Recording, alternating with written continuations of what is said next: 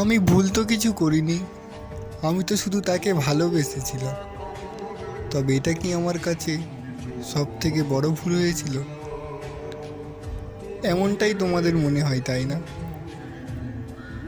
জানি তুমি মন থেকে তাকে ভালোবাসতে, কিন্তু তুমি এটাই জানো না, আমাদের মন যেইটাকে চাই বা আমাদের মন যাকে পছন্দ করে সেই মানুষগুলি আমাদের ভাগ্যে থাকে না।